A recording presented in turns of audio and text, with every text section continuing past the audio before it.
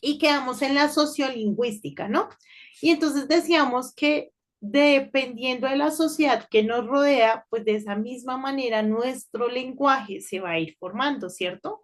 Entonces, si nacemos en Estados Unidos, pues ¿qué vamos a hablar? Pues inglés, ¿no? Si nacemos en Latinoamérica, pues español seguramente, ¿no?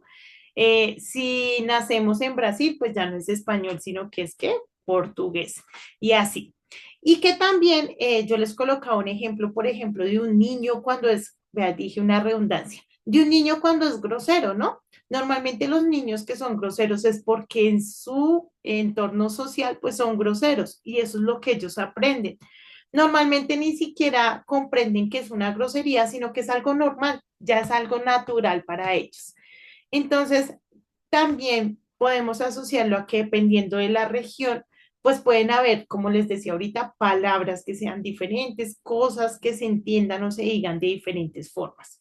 Entonces, la sociolingüística es ese estudio de cómo la sociedad influye en el lenguaje de las personas, ¿vale? Vamos con la siguiente, que es la psicolingüística. ¿Quién me ayuda leyendo esa, por favor? Dale, Sofi, gracias. Ok. Psicolingüística. Los procesos mentales involucrados en la producción, la comprensión, la adquisición y el procesamiento del lenguaje. Muchísimas gracias, Sofi. Yo ahorita les comentaba a ustedes que yo vi una materia que se llama neuropedagogía y ahí básicamente se estudia el proceso del cerebro cuando está generando aprendizajes, ¿no? Imagínense, chicos, que hagan de cuenta que el cerebro, imagínense en un cerebro, ustedes ya lo han visto, ya han visto en cerebros, ¿no? Entonces, cuando el cerebro está jugando, activa una parte, ¿sí? Cuando el cerebro está jugando videojuegos, activa otra. Cuando está en matemáticas, activa otra, ¿sí? Como hagan de cuenta que son como lucecitas, como secciones. Y dependiendo de la actividad que se esté realizando, pues las partes del cerebro se activan. Es impresionante cómo cuando nosotros leemos, nuestro cerebro se ilumina totalmente, porque en el acto de leer estamos obteniendo aprendizaje claramente, estamos estimulando el lenguaje, estamos estimulando la visión y estamos estimulando la imaginación. Por eso es que la lectura es uno de los ejercicios más amplios que podemos realizar si queremos conservar un cerebro joven. O sea, es uno de los ejercicios más completos, es la palabra, ¿sí? Cuando hablamos no solo de leer, sino también de imaginar y dibujar, también es un ejercicio tremendo. Entonces, por ejemplo, las personas que son artísticas en cuanto a manualidades, pinturas, dibujos y todo eso, pues todo el tiempo están poniendo en función su lenguaje y eso pues ayuda a que esté rejuvenecido, a que esté activo.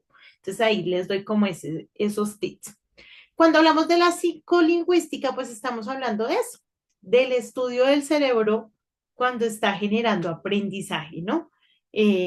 Cuáles son las partes que se activan, qué es lo que se fortalece y demás, ¿vale, chiquiticos? Y ya no, creo que no es por último. Todavía nos quedan más. Ah, sí, todavía nos quedan tres. Vamos con la lingüística histórica o diacrónica. ¿Quién me ayuda leyendo esa, por favor? Dale, Meli, muchas gracias. Como las lenguas cambian a lo largo del tiempo, analizando su origen, su evolución y las relaciones genéticas entre diferentes lenguas. Muchísimas gracias. Entonces, la lingüística histórica, pues que estudia la historia de las lenguas, listo, de todo el proceso lingüístico que se ha generado y cómo pues su actualización, cómo sus cambios pues han afectado a qué, a la comunicación y a todos los procesos que realizamos hoy en día. Tenemos la neurolingüística. ¿Quién me ayuda con esa?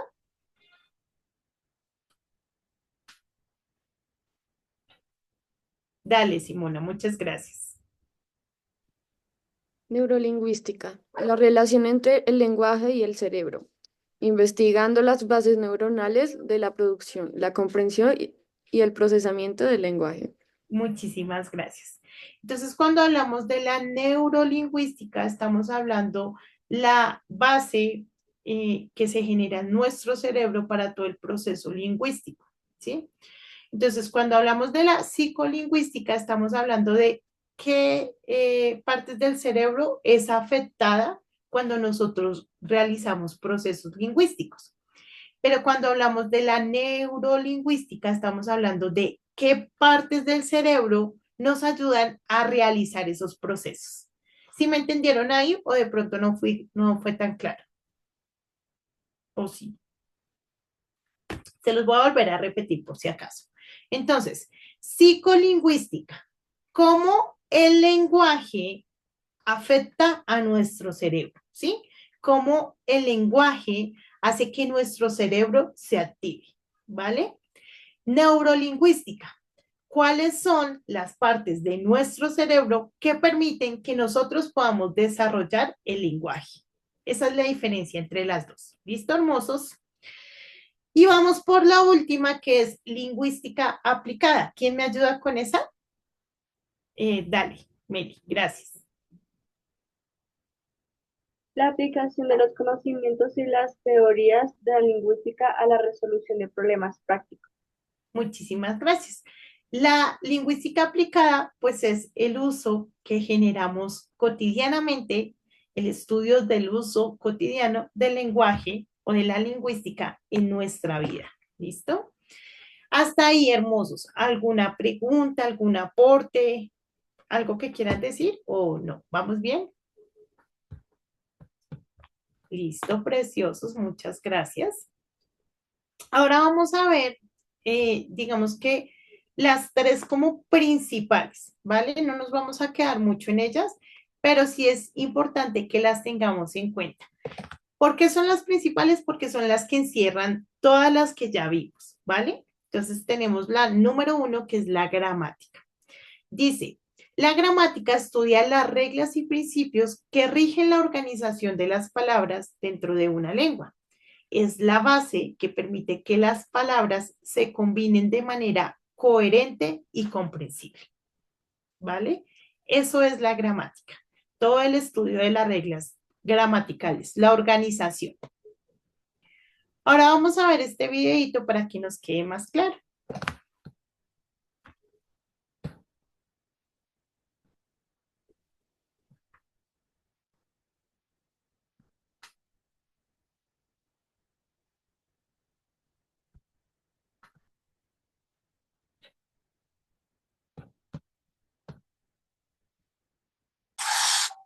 ¿Qué es la gramática? Todos los idiomas tienen unas normas que te indican cuál es la forma correcta de hablarlos y de escribirlos, y el español no es la excepción. A ese conjunto de reglas se les conoce como gramática. Tiene tres funciones principales. Por un lado, se encarga de explicar cómo se construyen las palabras. También determina la manera cómo se deben organizar las frases para que tengan sentido. Y por último, analiza los sonidos de las letras y sus combinaciones cuando alguien habla el idioma. Así, si te encuentras frases como esta: porción come el conejo su de zanahoria, sabrás que no se entiende muy bien y que está mal escrita. Por lo tanto, es necesario reubicar las palabras. Según la gramática del español, el orden correcto de una oración es sujeto, verbo y predicado. Es decir, primero va el sujeto, que es el conejo, luego el verbo, que es la acción come, y por último el predicado, que es el resto de la oración, su porción de zanahoria. El conejo come su porción de zanahoria. Ahora sí se entiende. En nuestro video Partes de una oración te explicamos ese tema con más detalles. El link lo encuentras abajo en la descripción. En cuanto a los sonidos, la gramática te invita a pronunciar las palabras de la forma correcta. Te dice, hey, ten cuidado con la H, que es una letra que no tiene sonido. Por eso decimos humo, hormiga y cohete. Aunque la H no se escucha por ningún lado, es necesario incluirla al escribir estas palabras. La razón principal por la que existe la gramática es porque facilita la comunicación. Si alguien al otro lado del mundo quiere hablar contigo y conoce tu idioma, sabrá organizar sus frases y acentuar las palabras para que le entiendas. O si te aventuras a escribir textos, podrás apoyarte en la gramática para que tus ideas tengan sentido y la persona que los lea pueda comprender el mensaje que quieres transmitir. Se trata entonces de aprender a ubicar las palabras como si fueran las piezas de un rompecabezas que se divide en 9 categorías gramaticales: sustantivos, adjetivos, determinantes, pronombres, preposiciones, conjunciones, adverbios, verbos y cerrando la lista están las interjecciones. En nuestra página web edu.gcfglobal.org te explicamos la definición de cada una. Listo, hermosos. Entonces, ese era ahí como para complementar. Creo que no es nada que se escape de lo que ya habíamos visto, pero quisiera, si de pronto tienen preguntas y demás, pues que me digan. Listo, hermosos. Ese profe, ese video ya lo habíamos visto. Listo, hermosos. Ahora vamos con la ortografía. Cuando hablamos de la ortografía, pues estamos hablando de las normas de escritura. Entonces son todas las reglas que nos ayudan a escribir de forma correcta. Que a veces como que decimos, ay, ¿quién se inventó todo esto? Yo la verdad, es una pregunta que me he hecho varias veces, pero todavía no he investigado quién fue el creador de la ortografía. Y a veces como que hubiera podido ser más sencillo, ¿cierto? Es que, de verdad, hay cosas que son complejas. Pero bueno, así está y así lo hacemos. Ahora vamos a ver el videito de la ortografía. Les voy a pedir que por favor le presten atención a este videito.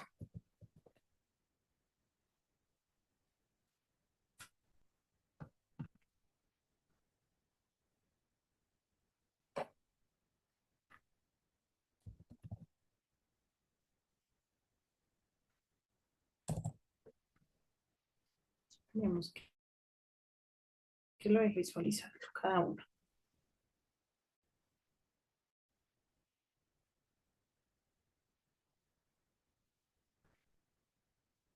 No, mis hermosos, por temas del internet los voy a dejar ahí para que lo visualicen, pero igual, no es nada que no hayamos ya hablado, que no hayamos ya visto. Listo, era más como para complementar la información, ¿vale, chiquitos? Vamos a ir acá. Y la semántica, que ya habíamos hablado también de ella, ¿no? Que se centra en el significado de las palabras, frases y oraciones dentro de un contexto determinado. Analiza cómo los significados cambian según el uso, la intención del hablante y la evolución de la cultura. Entonces, creo que es algo que también ya tenemos claro, que ya vimos, que ya visualizamos. Creo que no es tan necesario como detenernos ahí. Dice, el estudio de estas ramas fortalece nuestra capacidad para comunicarnos de manera efectiva, entender mejor a los demás y preservar la riqueza de nuestra lengua. Además, fomenta el desarrollo del pensamiento crítico y el respeto por la diversidad cultural que se refleja en las distintas lenguas del mundo. Cuando nosotros analizamos y conocemos pues todo esto, podemos entender también el lenguaje desde una forma diferente, ¿no? Y darnos cuenta de que a pesar de que hay muchísimos lenguajes, hay muchísimas formas de comunicación, pues es un don maravilloso que si nos esforzamos, pues podemos transmitir nuestras ideas no solo a las personas que tenemos cerca, sino también a todo el mundo de una forma práctica. ¿Hasta ahí de pronto algo que decir?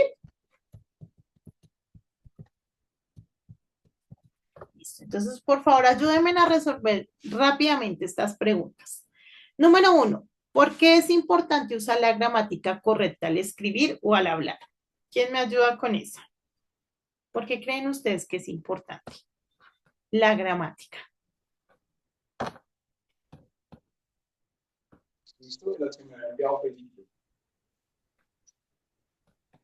Pensé que Juan no se... Dale, Meli. Ya lo tenía abierto. Eh, Como para facilitar, o sea, el mensaje y que sea más fácil de comprender. Gracias, Meli. Efectivamente, es el orden que permite que haya coherencia, que haya comprensión en lo que estamos transmitiendo, ¿no? Muchas gracias. Dice, ¿qué ocurre si escribimos sin seguir las reglas de ortografía? Dale, Gaby. Profe, pues yo creo que el mensaje se puede malinterpretar y también, sí, no se puede entender fácil. Gracias, Gaby. Efectivamente, podemos transmitir un mensaje totalmente errado, ¿no?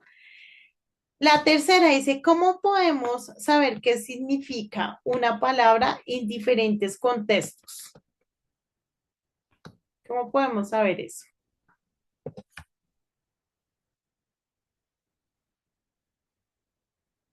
Dale, Sofi.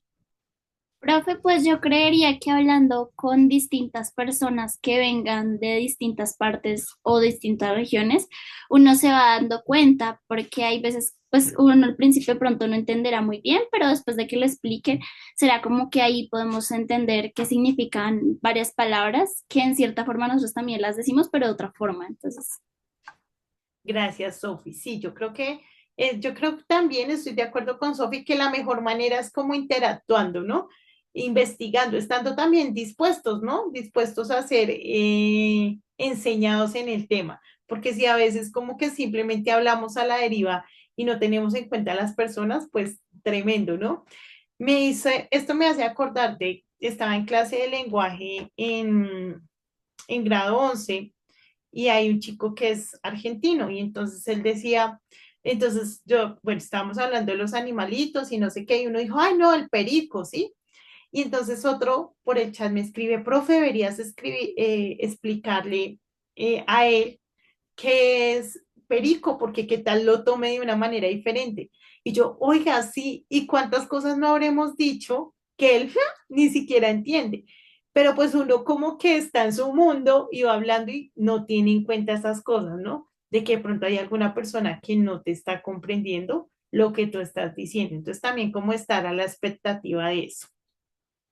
Última dice, ¿de qué manera podemos usar el lenguaje para honrar a Dios y bendecir a los demás?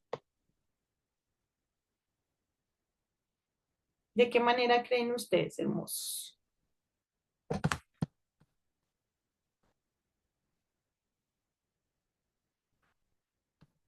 Por acá hay algo, dice.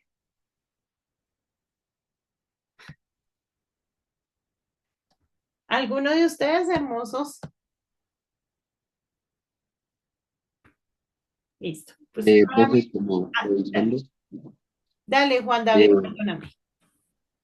no, perdón, profe, era predicando también, hablarle a los demás de Dios, predicando, hablándoles de, Gracias, gracias, Juan David. Sí, chicos, claramente pues el lenguaje es una herramienta bastante útil para poder transmitir el mensaje del Señor, ¿no? Pero pues si tú no sabes hablar, no sabes comunicar, no tienes coherencia, pues va a ser muy difícil. Entonces, muchas gracias, Juan David. Totalmente claro. Listo, mis hermosos. Una vez más pregunto, ¿de pronto tienen alguna duda, algo que decir? ¿Nada? ¿Todo súper claro? No es tan denso, ¿no? Aunque son varias raíces o varias ramas más bien, aunque son varias ramas, pues nos damos cuenta que es algo que no es ajeno a lo que utilizamos todo el tiempo, ¿cierto? Entonces, ¿cuál era el objetivo? Pues que lo podamos identificar y que cuando escuchemos el concepto, la palabra y demás, no sea algo ajeno, sino que sea algo en lo que ya tengamos un previo conocimiento. Mis hermosos, para finalizar, como siempre, la ortografía con superlexia. Ella es como de muy niños, ¿no? Pero me parece que los videos son cortos y son claros. Entonces, vamos a ir a ver. Ojalá nos permita el internet ver a superlexia.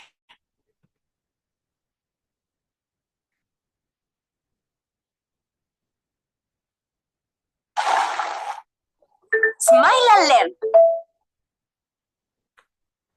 Hola amigos de la sintaxis. Hoy vamos a explorar un concepto clave.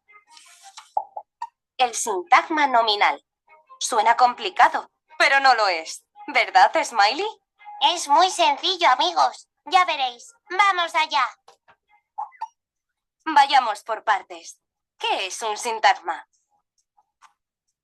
Un sintagma es un grupo de palabras que trabajan juntas para formar una idea dentro de una oración. Hay dos tipos de sintagmas principales, el sintagma nominal y el sintagma verbal, aunque existen algunos más que aprenderás más adelante. Como os comenté al principio, hoy aprenderemos el sintagma nominal. El sintagma nominal es un elemento esencial para construir oraciones. Es una palabra o un grupo de palabras que nos ayuda a nombrar o describir algo y cuyo núcleo es un sustantivo, es decir, una palabra que usamos para nombrar cosas, personas, animales o lugares, como lápiz, Juan, perro o Madrid. O un pronombre personal, que es una palabra que usamos para referirnos a las personas sin decir sus nombres, como él, yo o nosotros.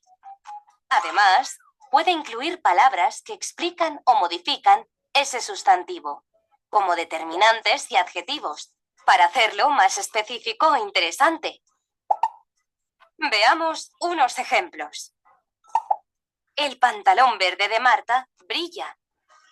Aquí, el sintagma nominal está compuesto por su núcleo, pantalón, que es un sustantivo, y el resto de las palabras dan más información sobre ese pantalón, diciéndonos cómo es y de quién. Mis libros favoritos desaparecieron. En este caso, el núcleo del sintagma nominal es libros, y a este lo acompañan las otras palabras que lo describen. ¡Una cena maravillosa!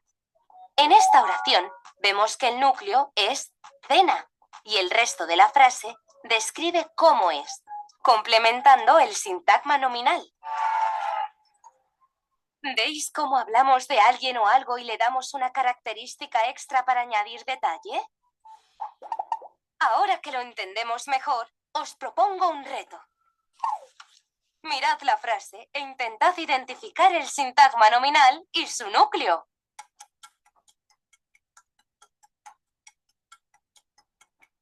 En este caso, el núcleo es vecina, el sustantivo de quien hablamos, y mi es el determinante que nos ayuda a tener más información sobre la persona.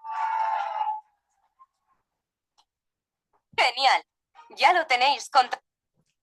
Listo, mis hermosos. Entonces, un poquito más de lenguaje, que como les digo, eso es, mejor dicho, una cajita llena de herramientas. Hermosos, tenemos nuestra actividad, entonces vamos a volver a las 11:05. Listo, 11:05 volvemos para realizar nuestra actividad y finalizar la jornada de hoy. Listo, hermosos, vayan y tomen agüitas, tírense un poquito y ya nos vemos.